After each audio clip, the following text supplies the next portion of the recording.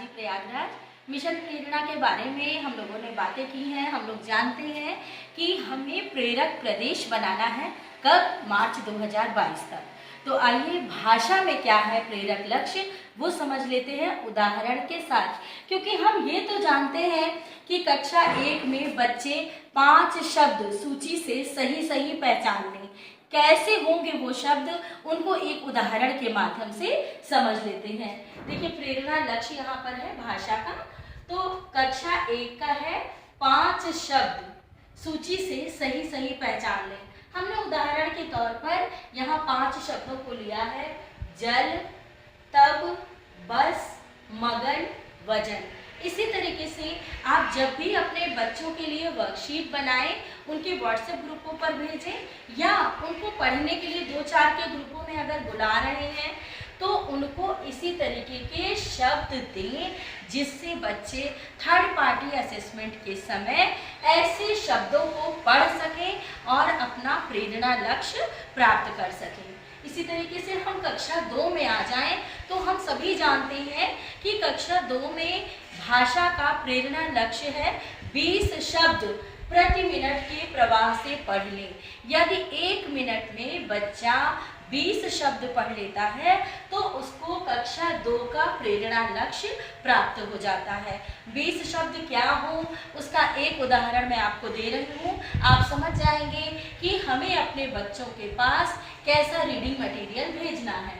राज के पास एक पीले रंग की कार थी जो उसे बहुत पसंद थी और जिस पर वह सवारी करता था।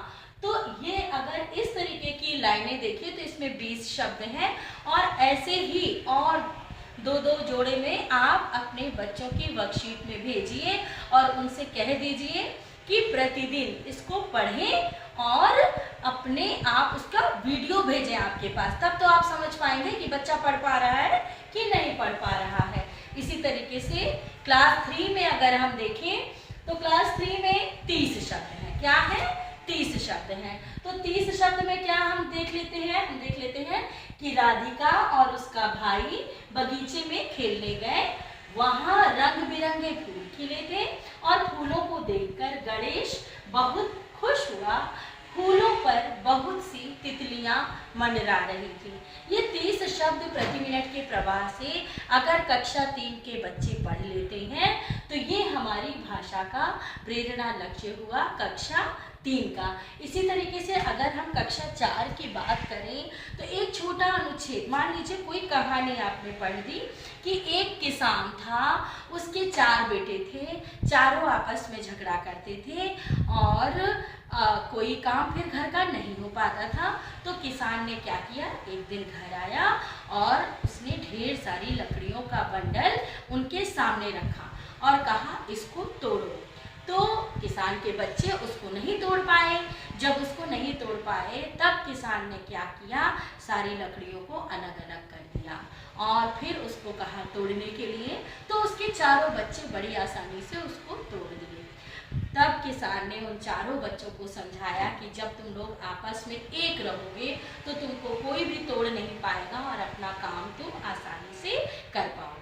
तो देखिए एक छोटा अनुच्छेद कक्षा 4 के हिसाब से आपके सामने है। अब आप जब उससे प्रश्न करते हैं कि बच्चों किसान के कितने बेटे थे और वो आपस में क्या करते थे, किसान क्या लेकर आया, जब इन सब प्रश्नों का उत्तर हमारे कक्षा 4 के बच्चे दे लें, कितने, मान लीजिए आपने 10 प्रश्न किए तो उसमें से अगर वो 7 प्रश्नों के जवाब दे लेते हैं तो समझ लीजिए कि उनको कक्षा 4 का प्रेरणा लक्ष्य भाषा का प्राप्त हो गया।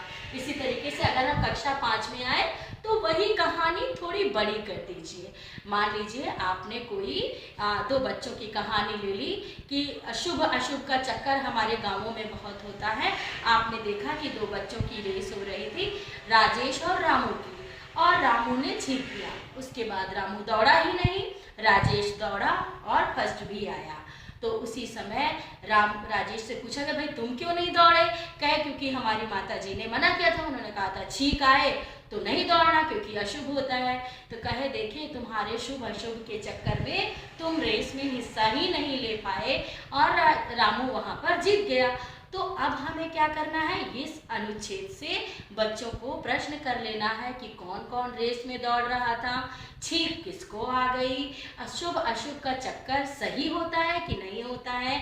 तब बच्चों को अंधविश्वास से भी मुक्ति मिलेगी और बच्चे जान पाएंगे। तो जब हम बड़े अनुच्छेद को पढ़कर हमारे बच्चे 75% प्रश्नों को सही सही हल कर पाते हैं, तो ये हमारी भाषा का प्रेरणा लक्ष्य है कक्षा 5 का।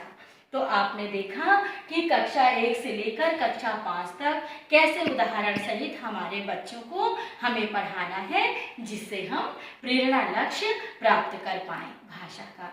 धन्यवाद।